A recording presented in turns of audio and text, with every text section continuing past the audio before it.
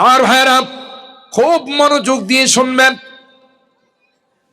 হযরত সুলাইমান পয়গম্বর সমস্ত প্রাণীদের কথা শুনতেন, বুঝতেন। সুবহানাল্লাহ জোরে বলেন।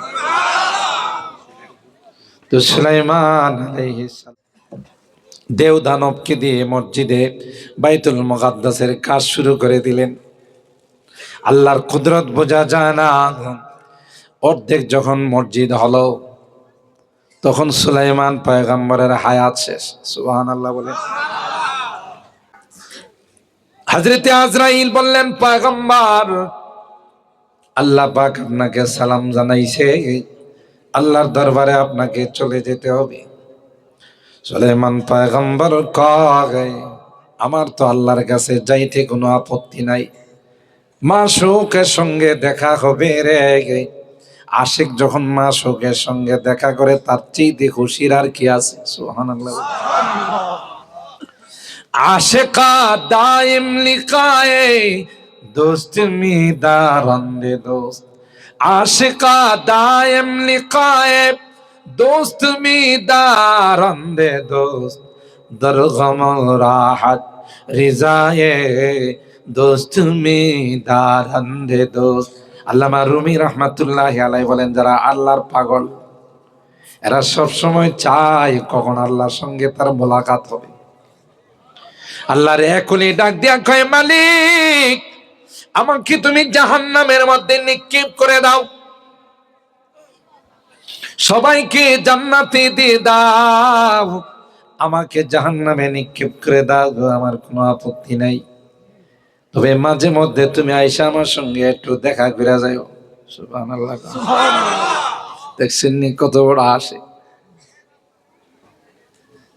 जन्नत दोज़ख से या रब क्या करो, जन्नत दोज़ख से या रब क्या करो, आरज़ू है मैं तुझे देखा करो, आरज़ू है मैं तुझे देखा करो। সুবহানাল্লাহ। আমার জান্নাতের দরকার নাই। আচ্ছা বলুন তো দিকে, আল্লাহ যে এখানে এসে দেখা দিব, এটা কি জাহান্নাম থাকবো?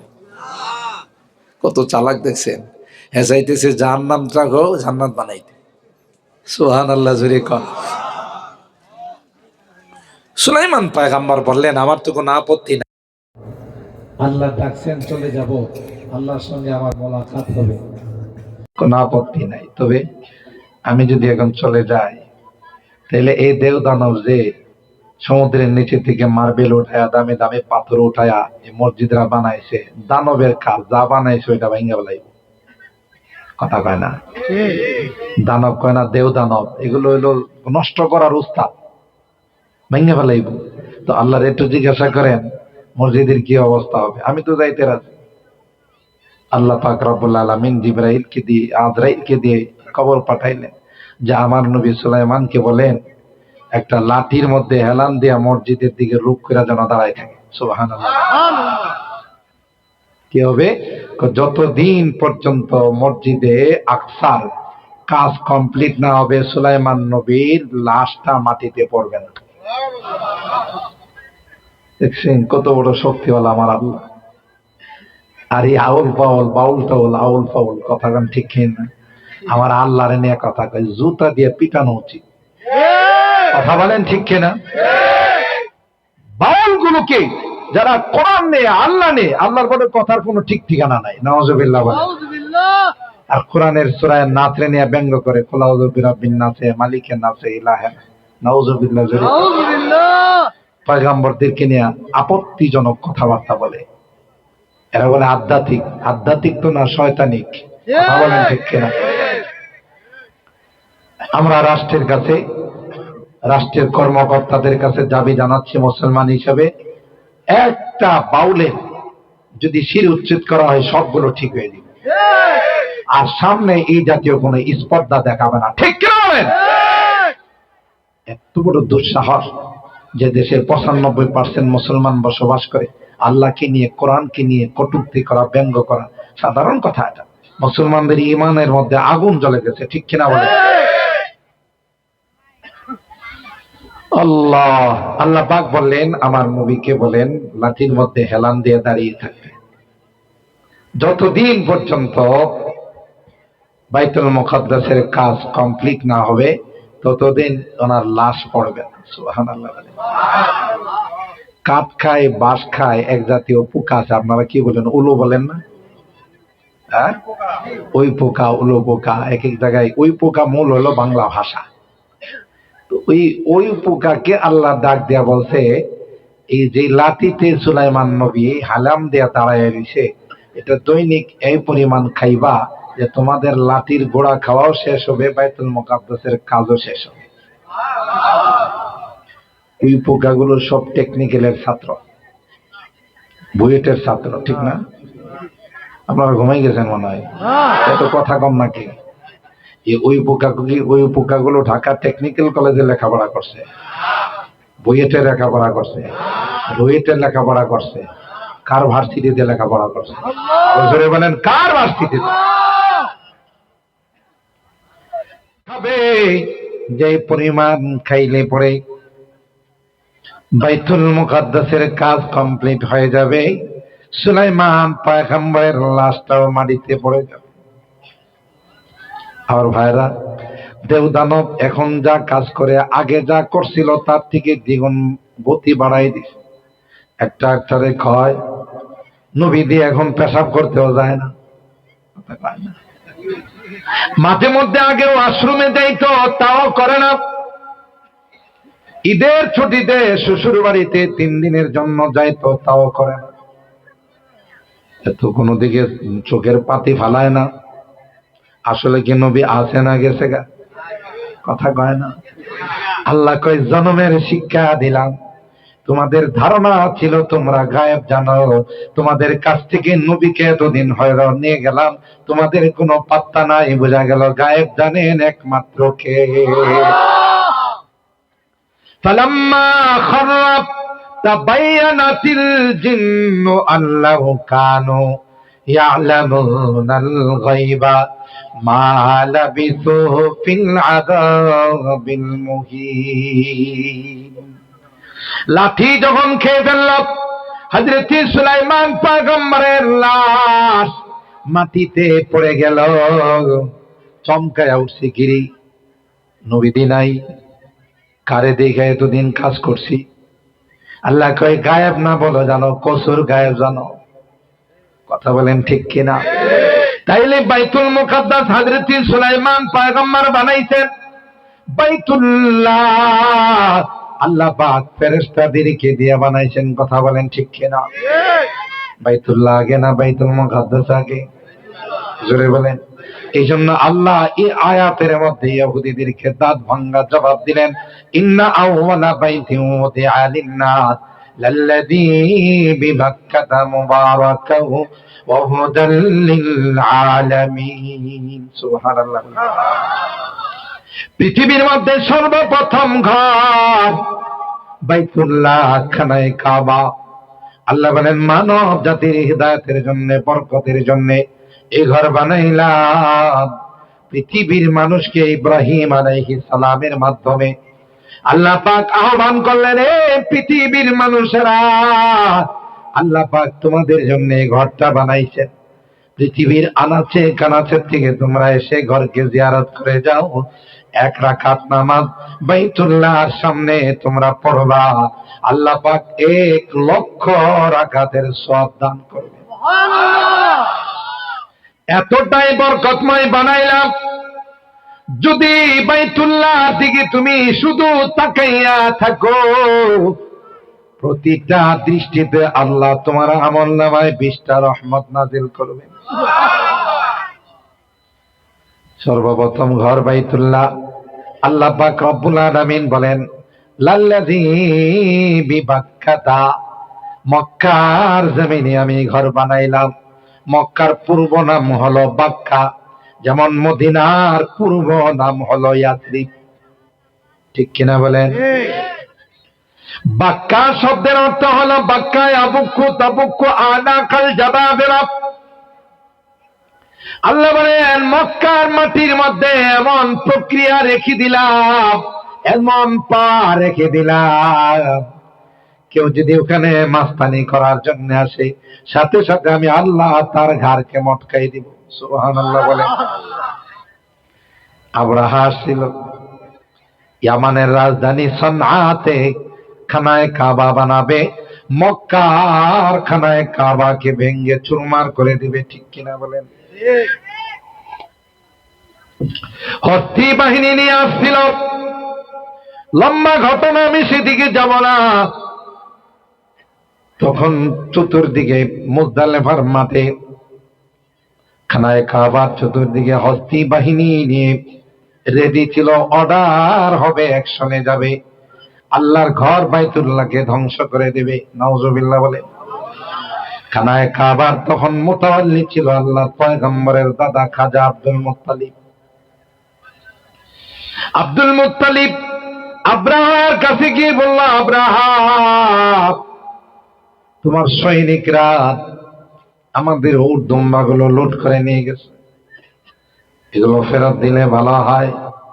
আব্রাহা আশ্চর্য হয়ে বলল, শুনেছি গো তোমরা খানায় কাবার মুতাওয়াল্লি, কিছুক্ষণ পর খানায় কাবাতে হামলা হবে, ট্র্যাজেডি ঘটবে, খানায় কাবাকে মাটির সঙ্গে মিশিয়ে দেওয়া হবে, তোমাদের কি এই বিষয়ে কোনো আবদার নাই? আল্লাহর পয়গম্বরের দাদা খাজা আব্দুল মুত্তালিব কয়, না না না, এই ঘর নিয়ে আমাদের কোনো টেনশন নাই, এটা আমাদের ঘর নয়, এটা আসমানের মালিক আল্লাহর ঘর, যার ঘর তিনি রক্ষা করবেন, এ নিয়ে আমাদের কোনো টেনশন নাই।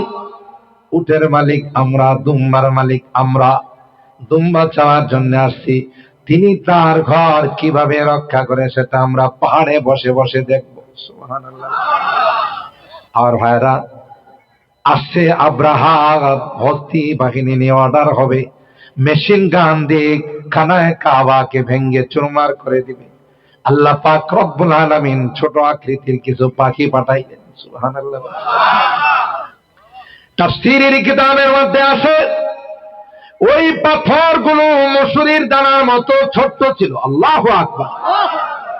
আপনাদের এই এলাকায়, পাঁচগাঁও এলাকায় একটা মসুরির দানা তো কমপক্ষে 5 কেজি হয়, আরো বেশি। এটার কোনো কেজি মেজি গ্রাম সারাম কিছু আছে? রত্তি টত্তিও যদি হয়, শটাক যদি হয়, তাও তো হবে না। কিন্তু আল্লাহ পাক রব্বুল আলামিন ওই পাথরটাকে এটেম বোম বানাইছেন। সুবহানাল্লাহ কয় না? ওই পাথরটাকে আল্লাহ পাক পারমাণবিক বানাইছেন। তাফসীরের কিতাবের মধ্যে আসে, ওই পাথরের মধ্যে যার উপর আক্রমণ হবে তার নাম, তার বাবার নাম, বংশের নাম লিখে ওই পাখিগুলোর ঠোঁটের মধ্যে আল্লাহ দিয়ে দিলেন, আর বলে দিলেন, যার দায়িত্ব তোমাকে দেওয়া হয়েছে সুজা তার বরাবর দাঁড়িয়ে যাবে, অর্ডার হতে দেরি হবে, ওই পাথরগুলো তোমরা নিক্ষেপ করে দিবে, বাকি কাজ কি করা লাগে সেটা আমি আল্লাহ করে নেব। কোরআনে কারীমের মধ্যে আল্লাহ বলেন, আলাম তারা কাইফা ফাআলা রাব্বুকা বিআসহাবিল ফিল আলাম ইয়াজআল কাইদাহুম ফি তাদলিল ওয়া আরসালা আলাইহিম তায়রান আবাবিল।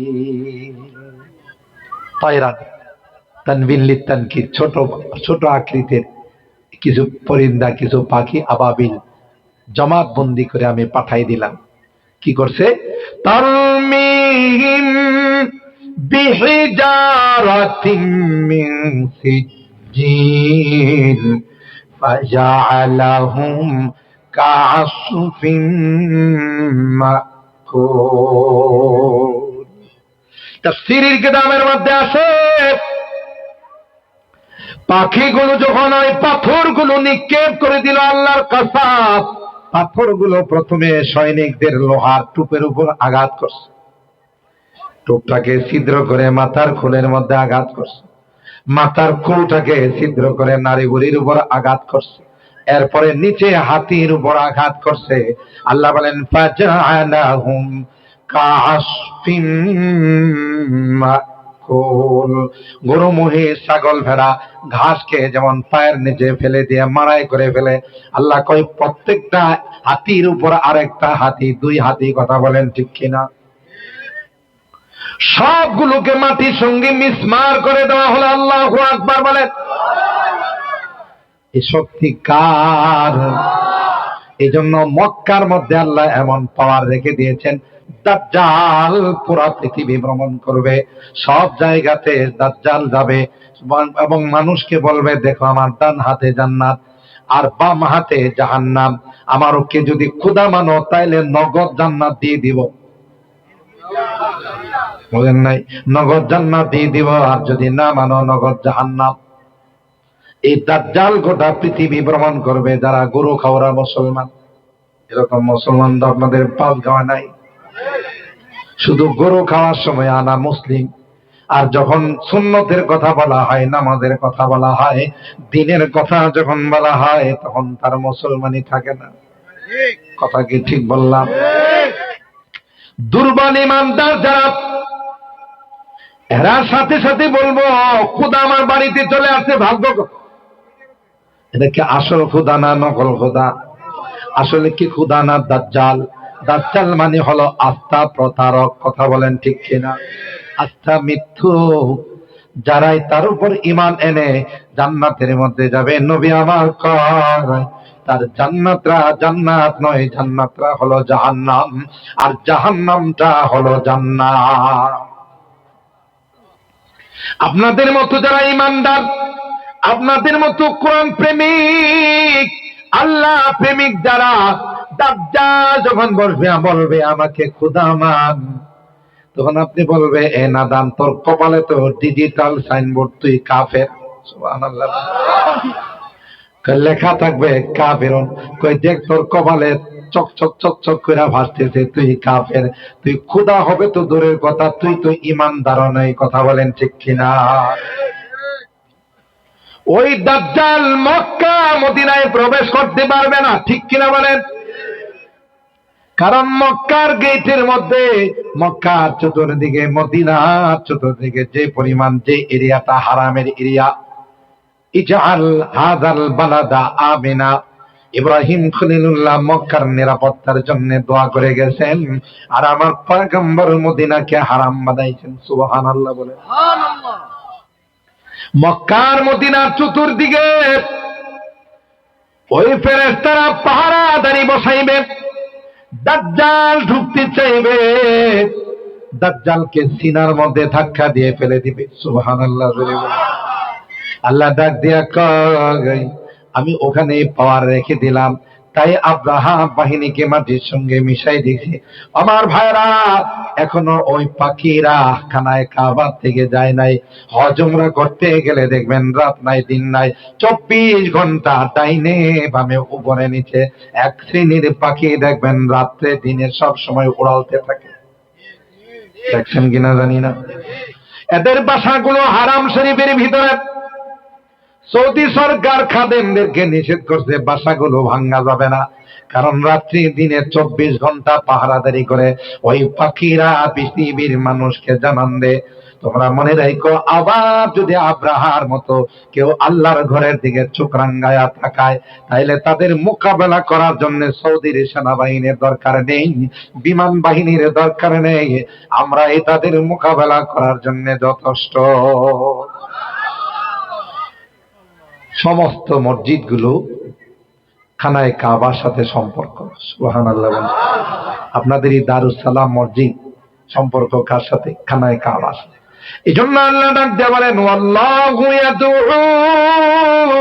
ইলা দারিস সালাম ওয়া ইয়াহদি মান ইয়াশাউ ইলা সিরাতিম মুস্তাকিম।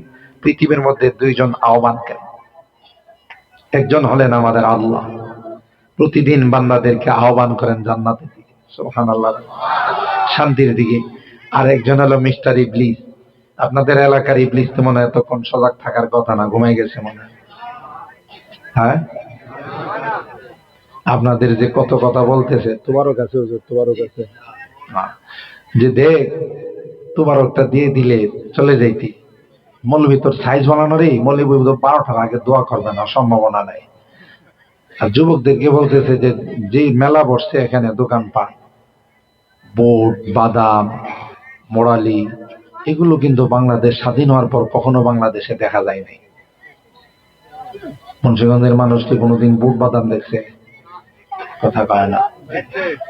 এই জন্য ওখানে কিছু মানুষকে বসায় রাখছে বুট বাদাম খাওয়ার জন্য, মোড়ালি খাওয়ার জন্য। কথা বলেন ঠিক কিনা? আর বড় বড় মানুষগুলোকে বারবার ইবলিসে খুঁচাইতেছে আর কয়, "এ, তোমার না ডায়াবেটিস আছে, পেশাব লাগবে না, যাও ওটা যাও।" কথা কয় না। ইবলিসে আছে যে কি করে আমাদেরকে এখান থেকে সরাই ফেলবে। আমরা ক্লিয়ার করে বলে দিলাম, আখেরি মোনাজাত না করে আমরা একজনে যাব না। কথা বলেন ঠিক কিনা? ইবলিসকে খুশি করবো না বেজার করবো? ইবলিস আমাদের বন্ধু না শত্রু? তাহলে শত্রুকে কোনোদিন খুশি করা যাবে?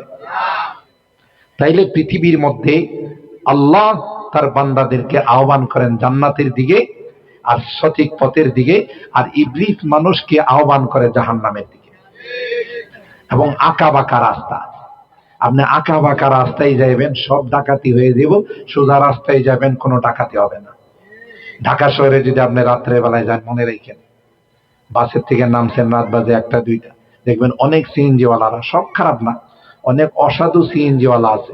আয়সা বলবেন, স্যার কোথায় যাবেন? মিরপুর যাবেন? বলে, হ্যাঁ আসেন স্যার, ওই মেইন রাস্তায় অনেক জাম লাগে রয়েছে, আমি চিপা রাস্তা দিয়ে, অলিগলির রাস্তা দিয়ে আপনাকে শর্টকাটে পৌঁছাই দিব। যদি এর কথা শুই না আপনি সিএনজি দিয়ে উঠেন শর্ট রাস্তায় মিরপুর যাওয়ার জন্য, একটু দূরে নিয়ে কেবে, স্যার কি আছে দিয়া ফেলাম। কথা পায় না। কিরে বাবা, তুমি না শর্টকাটে আমারে মিরপুরে পৌঁছাই দিবা? কই, সাহা, শর্টকাট রাস্তায় আসলে কিছু দিতে হয়। কথা পায় না। আর সোজা রাস্তায় যদি যাইতেন, হোক না যানজট, 1 ঘন্টা বেশি লাগবে, কিন্তু ওখানে ডাকাতির কোনো সম্ভাবনা। শিক্ষিত ডাকাত যদি হয় সেটা হিসাব ভিন্ন। শিক্ষিত ডাকাত বুঝেন তো, মাস্টার্স অনার্স করা, এরা আবার খুব ভদ্রতার সাথে ডাকাতি করে, কোনো রকমের কোনো তোলপাড় নাই, কোনো রকমের আওয়াজ নাই। আমি এই জাতীয় একটা ডাকাতি একবার দেখছি। বাসের মধ্যে উঠছিলাম, বহু আগের কথা, এটা আমার ছাত্র জীবনের কথা। ওঠার পরে একটা ব্যক্তিকে টার্গেট করে 2জন শিক্ষিত ডাকাত উঠছে। ওইটা ওনাকে বলতেছে, স্যার, আস্তে আস্তে বলতেছে, আমি পাশে দাঁড়ানো, আপনার কাছে কি আছে দিয়া ফেলান, কোনো আওয়াজ করবেন না। আপনিও ভদ্র মানুষ, আমরাও কিন্তু মাস্টার্স অনার্স করা, আমরা অভদ্রের ঘরের সন্তান নয়। সুতরাং আওয়াজ টাওয়াজ করে পরিবেশটা বিশৃঙ্খলা সৃষ্টি করেন না। কথা পায় না। আমি শুনতেছি, আমার তো কলিজা কাঁপতেছে, এরপরে কি আবার আমার ধরে কিনা, আমি জানি আমার ধরলে কিছু পাইবো না। তো উনি নড়াচড়াও করেন না, কারণ ভদ্রতা বজায় রাখুন, ভদ্রতা। তো এই বেচারা চিন্তা করলো যে হেরা আমারে টার্গেট করলো, উনি হয়তো কিছু টাকা নিয়ে উঠছে, এরা আগের থেকে টার্গেট করছে, বলেন না? তো পরে যা ছিল সব দিয়ে দিছে সুন্দর করে, কোনো আওয়াজ নাই, কেউ টের পায় নাই, সামনের স্টেশনে নাইমা পড়ছে। এরা হলো শিক্ষিত ডাকাত। কথা পায় না। তো এই যে আপনাকে শর্ট রাস্তায় নিয়ে গেল, সবকিছু রাইখা দিল, ভুলটা আপনার। আপনি শর্টকাটে কেন গন্তব্য পৌঁছতে চাইলেন, সোজা রাস্তায় কেন গেলেন না? ঠিক কোরআনে কারীমের মধ্যে আল্লাহর হাবিবকে আল্লাহ বলেন, আপনি বলে দেন, ইন্না হাযা সিরাতী মুস্তাকিমান ফাত্তাবিউ ওয়া লা তাত্তাবিউস সুবুলা ফাতাফাররাকা বিকুম আন সাবিলি। সোজা রাস্তায় চলবা, ডাইনে বামের কোন রাস্তায় চলবা। ডাইনে বামের সমস্ত রাস্তায় ইবলিস দাঁড়ায় দাঁড়ায়, আসুন আসুন, শর্টকাটে জান্নাতে যাইতে চাইলে আমার সাথে আসুন। তুমি কিভাবে শর্টকাটে নিবা? নামাজ লাগবে না, রোজা লাগবে না, শুধু বৎসরে বৎসরে আমার উরুসের মধ্যে একটা গরু দিলেই চলবে। এরকমের ভণ্ড তো বাংলাদেশে নাই। মানে নামাজ নাই, রোজা নাই, আল্লাহ নাই, বিল্লাহ নাই, হ্যাঁ শর্টকাটে জান্নাতে পৌঁছাই দিব, এরকমের ভণ্ড আছে না নাই? আচ্ছা বলুন, নামাজ ছাড়া কোনো পীর হতে পারে? এক পীরে তার মুরিদ যারা আছে সবাইরে মুরিদ করে আর বলে, আমার কাছে যারা মুরিদ হবে তাদের ফুল সেরাতের কোনো টেনশন নাই। গ্যারান্টি, গ্যারান্টি দিয়া বলতেছে। তো মুরিদরা তো মনে করছে ফুল সেরাতি তো কঠিন জিনিস, ফুল সেরাতির কোনো টেনশন যদি না থাকে তাহলে ওনার কাছেই তো মরিদ হওয়া দরকার। সবাই মরিদ দিছে। এক মরিদের বাড়িতে দাওয়াত দিছে পিসা হুজুর, খাজা বাবা, গাঞ্জা বাবা, কেবলা বাবা, কথা বলেন ঠিক কিনা? পিসা হুজুরে যখন মরিদের বাড়িতে যাওয়া শুরু করছে, মাঝখানে জমিনের আইল দিয়া যাওয়া লাগে। আইল বুঝেন তো? আপনাদের এলাকার আইলের কি হালত জানি না, আমগো এলাকা আগে আইল ছোটবেলায় দেখছি রিক্সা যাইতো, এখন দুই পাশের জমিনওয়ালা আইলকে কাটতে কাটতে আঙ্গুলের মতো বেড়া বানাইছে। আপনাদের এলাকা হয়তো আলগুলো এখনো বড় আছে। হ্যাঁ, দেখছেন শয়তানে ধোঁকা দে। এই পাশের জমিনওয়ালারে কয় কাপ, 2 মণ ধান বেশি হইব। হেরে কয় হে যখন কাটছে তুই বসে রয়েছিস, তুইও কাট, হ্যাঁ ষোলো আনা তুইও ষোলো, তুই কি আঙ্গুল দিয়ে ভাত খাস না? দুই পাশের জমিনওয়ালা কাটতে কাটতে বাংলাতে বলে শিল পাতায় ঘষাঘষি, মরিচের কাম শেষ। দুই পাশের ওয়ালা কাটতে কাটতে এখন আর আইল নাই, কি হয়ে গেছে আঙ্গুলের মতো। এই রাস্তা দিয়ে এই আইল দিয়া চলতে গেলে মানুষ স্লিপ কেটে পড়ে যায়। পীর সাহেব মরিদের বাড়িতে যাবে, আইল দিয়া যাওয়া লাগে, একটু মাঝখানে গিয়ে পীর সাহেবের পাও স্লিপ কেটে পড়ে গেছে। এখন সব মরিদের টনক নড়ছে, কিরি হ্যাঁ না আমাদের ফুলসেরাতের দায়িত্ব নিছে, কথা কয় না ঠিক না? এত মরিদ করছি শর্তের উপরে যে ফুলসেরাতের কোনো টেনশন নাই, আমি যখন আছি কোনো সমস্যা নাই। তো হুজুররা তো বলে ফুলসেরাতের চুলের চেয়েও চিকন, কথা কয় না? হাদিসে আছে না, আদাক্কু মিনাশ শাআর ওয়া আহাদ্দু মিনাস সাইফ, চুলের চেয়েও চিকন আর হীরার চেয়েও ধার। তো ওই ফুলসেরাত পার করার দায়িত্ব নিল, আর আইলটা তো চুলের থেকে বড়, যতই চিকন হোক চুলের থেকে বড় না। আর এটা তো ধার না, এই শয়তানে এখানে স্লিপ কেটে পড়ে গেছে, হে ফুলসেরাত কি করে পার করবো? এত ভণ্ড ছাড়া আর কিছুই না। এই জায়গাতে উত্তম মাধ্যম শুরু হয়ে গেছে, কথা বলেন ঠিক কিনা? তাইলে শয়তানের চালারা শর্টকাটে আমাকে আপনাকে জান্নাতে নেওয়ার জন্য প্রলোভন দেখাবে যে নামাজ লাগবে না, রোজা লাগবে না, পর্দা লাগবে না, হালাল হারাম লাগবে না, চলো আমার কাছে মুরিদ হইলে আমার দরবারে বছরে একবার হাজিরা দিলেই তোমার জান্নাত। নাউজুবিল্লাহ, জোরে বল। নামাজ ছাড়া কোনো পীর হতে পারে? আবার পীর সাহেবের যদি মুরিদরা বলে, হুজুর আওয়াজে কয় নামাজ ছাড়া বলে পীর হয়ে জানা, কয় মনের নামাজ বড় নামাজ, নামাজের মতো নামাজ একবার পড়লেই চলে। চিন্তা করছেন, মনের নামাজ বলে বড় নামাজ। এই সকল ভণ্ডদেরকে গাছের মধ্যে বেঁধে মোটা রশি দিয়ে বাঁধতে হবে। সকালবেলা নাস্তা খাওয়ার পর দুপুর যখন হবে, লাঞ্চের যখন সময় হবে, কোনো খাবার দেওয়া যাবে না। যখন চিল্লা পাল্লা করবে ক্ষুধা লাগছে খানা দাও, তখন তাকে বলতে হবে মনের খাওয়া বড় খাওয়া, কথা বলেন ঠিক কিনা? আবার কিছু আছে কি কয় জানেন, যদি বলা হয় নামাজ পড়েন না, হালাল হারামের ধার ধারেন না, তখন কি কই জানেন? উপরওয়ালার ইচ্ছা, যেমনেই নাচাও তেমনেই নাচি, পুতুলের কি দোষ। ওরে বাবা রে বাবা, হ্যাঁ বলে পুতুল, আল্লাহ চাইলে হ্যাঁ নামাজ পড়বে, না হলে? আচ্ছা বলুন তো দেখি, কবিতা কি 1 লাইন দেওয়া হয় না 2 লাইন লাগে? 2টা অংশ লাগে না? এটা আরবিতে বলে মিসরা। এক অংশ দিয়ে কবিতা হয় না, একটা অংশ কইছে, আরেকটা অংশকে হ্যাঁ কইছে, আরেকটা অংশ হেরে যখন কবরে রাখবে সময় মিল্লা, তখন আল্লাহ ফেরেশতা পাঠাবে। হাদিসের কথা, যেই ফেরেশতা চোখেও দেখবে না, কানেও শুনবে না, লোহার দুর্মুজ দেয়া পাঠাবে, আর আল্লাহ বলবে আচ্ছা তাহলে পিটাইবি। তবে পিটাইতে গিয়া যেন তোমাদের গায়ে শক্তি আসে। ওই যে দেখবেন না, একসাথে যখন অনেকে কাজ করে তখন পুঁতি গায় না? দেখবেন লেবাররা যখন বিদ্যুতের পিলার নামায়, বড় বড় গাছ নামায়, তখন কয় হরে আল্লাহ, সব কয় না এরকম?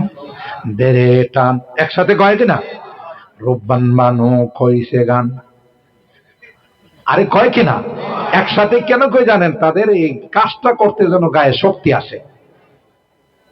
আল্লাহ ফেরেশতাদের কি বলবে?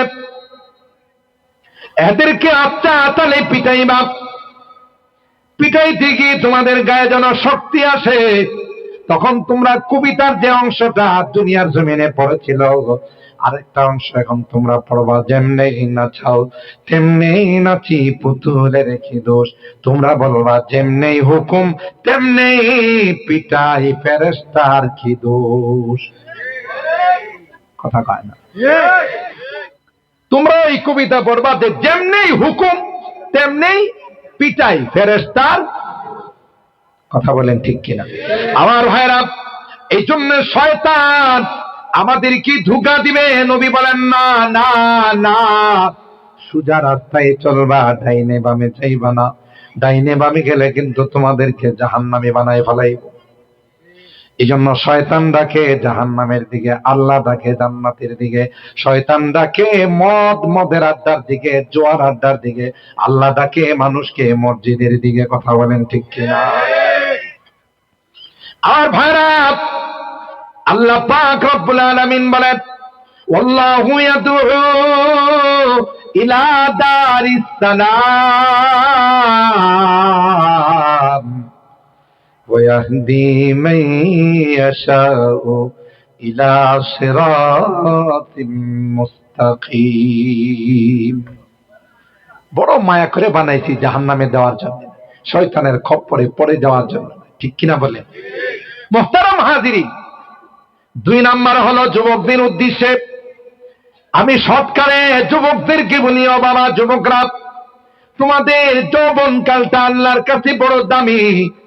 যৌবনকালে যদি তুমি আল্লাহর হুকুম মানো, যৌবনকালে যদি ইবাদত বন্দেগী করো, আল্লাহর কসম, বুড়া হওয়ার পর যদি তুমি ঠিক মতো নামাজ পড়তে না পারো, ঠিক মতো দাঁড়াইতে না পারো, আল্লাহ ডাক দেয়া কয়, যুবক, জওয়ানকালে যখন আমার ইবাদত করেছিলে, আমি আল্লাহ তোর সরকার যদি সরকারি কর্মকর্তা হলে তাকে যদি এলপিআরে বোনাস দিতে পারে, তাকে যদি রিটায়ার্ড করার পরেও তাকে যদি সরকারি ফ্যাসিলিটি দিতে পারে, আমি আল্লাহ কেন পারবো না?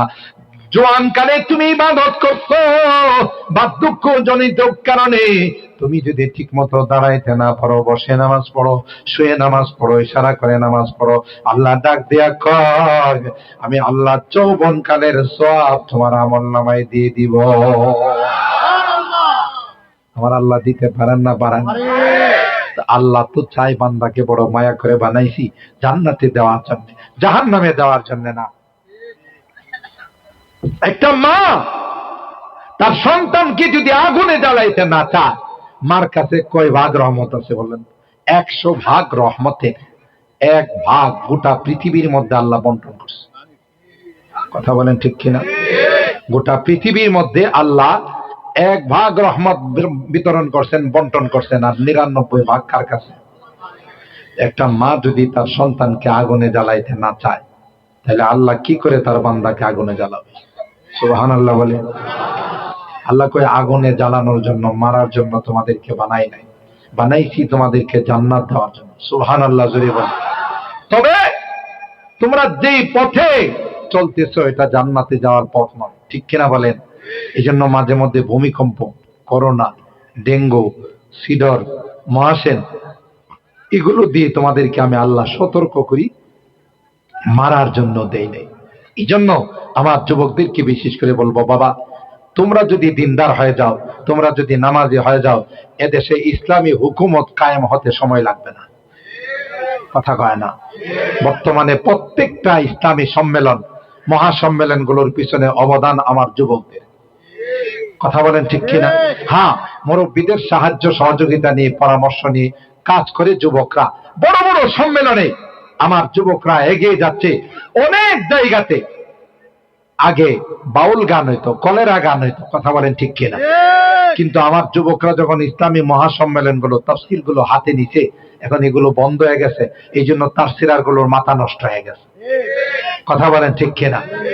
মাহফিলের বিরোধিতা করে, কোরআনের বিরোধিতা করে, ইসলামের বিরোধিতা করে, সব কিছুর বিরোধিতা করে।